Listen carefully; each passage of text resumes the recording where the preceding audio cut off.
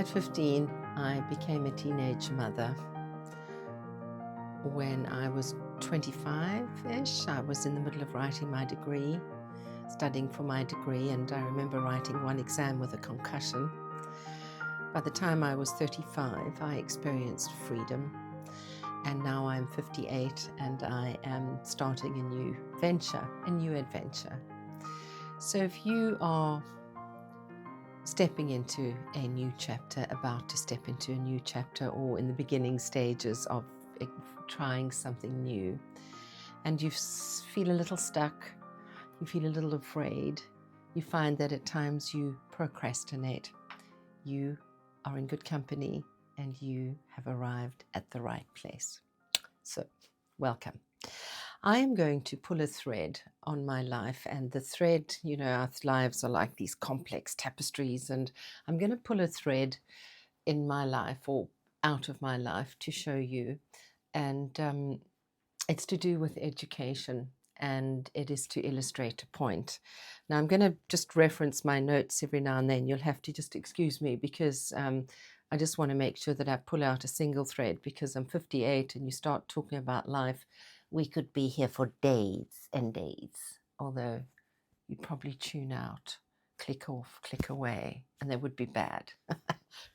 Must be brief. This is the YouTube. People don't have time to mess around. So, pregnant at 15, marched down the aisle by my parents. He was 21. Oh yes, it was a very different world. And I had no education and no qualifications, and I was hungry. I was longing for an education.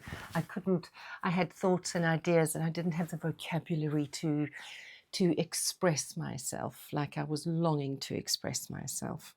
So I embarked on the journey so shortly. In fact, I was still pregnant, I think, when I signed up. In those days, it was correspondence college. There were no computers. So my little lessons would arrive in the post, and I'd sit down and study and then write my little things and send them back. My learning journey began. By my 18th birthday, I was now the mother of 2 children. I was a housewife.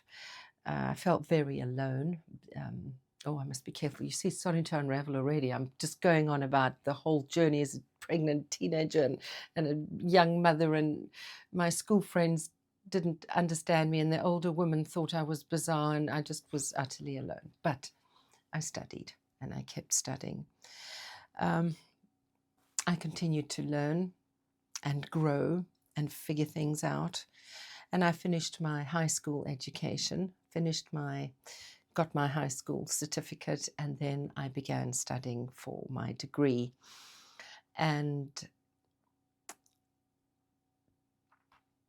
this is important. I remember the books arriving, and I'd sit there and open them out, and what is a paradigm? What is a paradigm?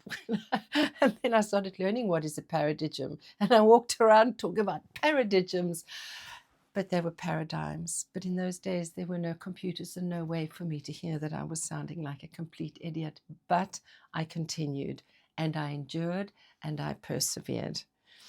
My marriage, I think, from the beginning was doomed, really. It was troubled from the beginning. And then, poor soul, my then husband developed a drinking problem.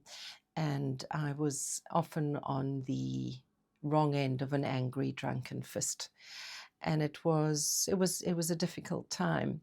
And what I was alluding to in the beginning, when in the opening, talking about writing an exam with a concussion, one year I was off to write my English exam, and I did have a concussion. I had been beaten the Saturday night. Anyway, I won't go into details because it's just whatever, awful. And I remember writing, and I had to sort of sometimes close one eye because the page kept blurring, but I was absolutely determined, and I kept going and kept going. And over the years, I had the odd job. I started a business. Oh, I made lots of money and lost it all, but that's another story. We'll pull on that thread a little bit later. But I think I was mostly a stay-at-home mum, and the husband's drinking worsened. And then I completed my degree, and it took many years. I think it took far longer than it should have, but I kept, it was quite the journey, but I didn't quit. I just kept going. And then about 16 years into the marriage, one afternoon, and for a number of reasons, I realized it was time to leave. And I picked my children up from school, and I left the family home, and I never went back. And I think what gave me the confidence to do that, because when you're in an abusive marriage, your confidence erodes, your self-esteem erodes, and that's why it's so difficult to leave. It's hard to understand unless you're in it or have experienced it. Let me know if you're resonating with what I'm saying, if you understand. And if you don't understand directly, I think you get what I'm saying on some level. So that was the freedom I'm alluding to at about 35. Can't remember, I'm bad at remembering exact years and dates, but I was about 35 and found myself on my own. And well, then life happened, and got remarried and had another baby. But that I digress once again. But by the time I was about 41, I went back to university, and I did a postgraduate certificate or diploma in education, qualified myself to be a secondary school teacher. And that has been my job now for the last 16, 17 odd years. And more recently, I've become a principal teacher of guidance. So I'm very grateful to my former self, my younger Michelle, for being resilient, for not giving up. There were countless times when I wanted to, and I was this close, but I never did. I just kept going. And I think I've learned to motivate myself through the darkest of times. I've learned to cultivate discipline in the face of hell. And I've learned to reframe adversity because I can change my attitude towards it. And I think one of the greatest gifts I've ever been given is this book, Viktor Frankl, Man's Search for Meaning, his experiences in the concentration camp.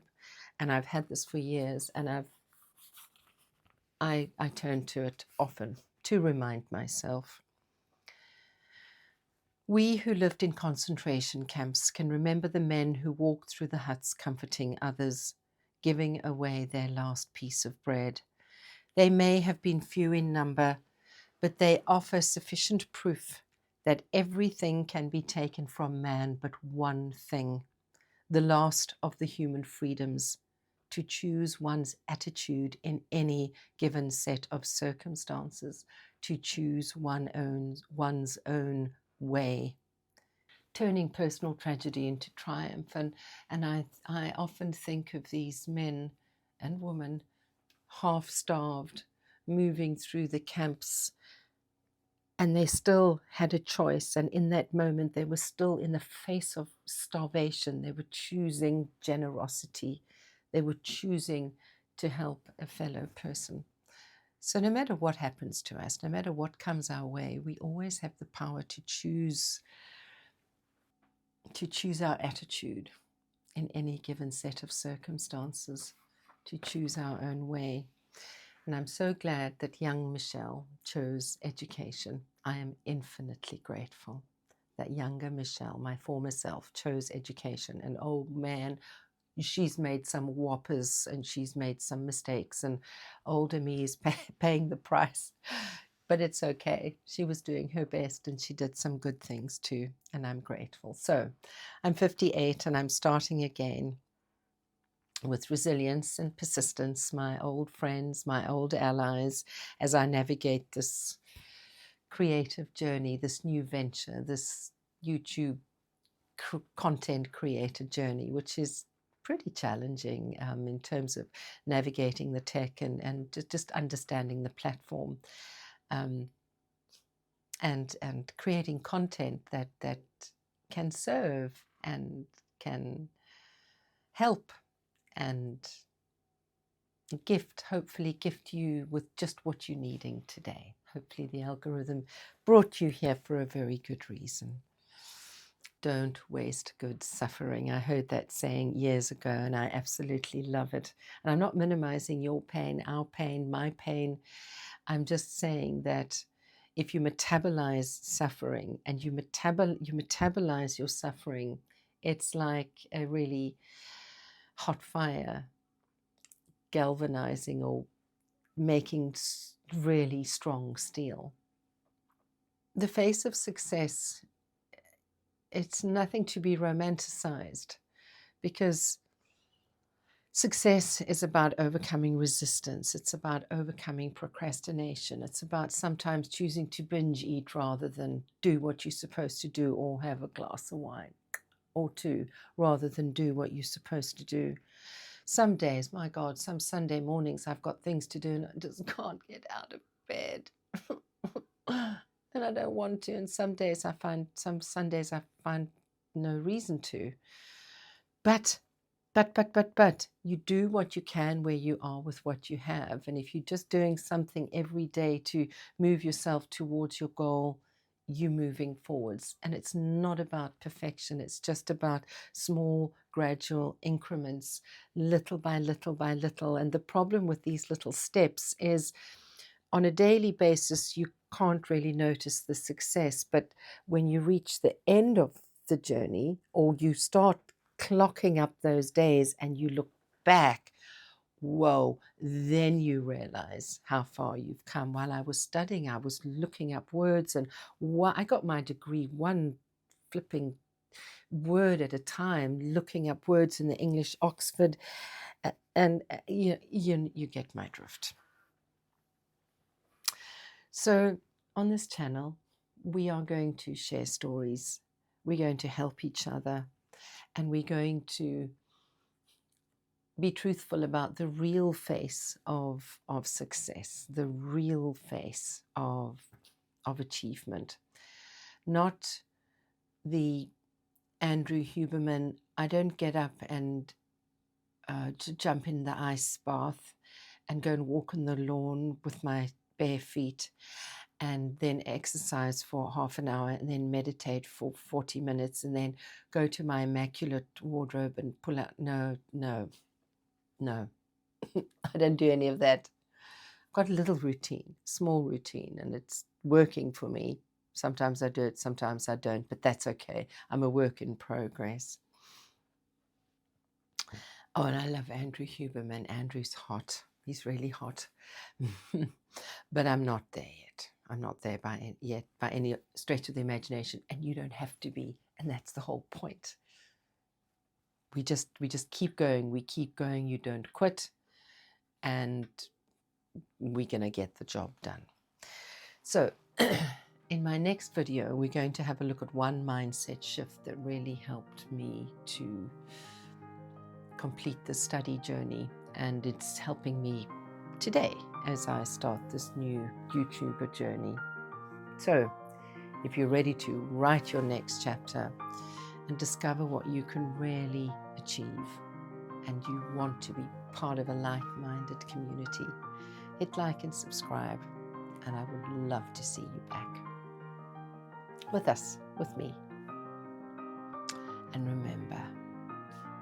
remember this: you are enough exactly as you are right now. You fit in, you belong. There's a place in this world for you, and you are going to be okay. See you soon.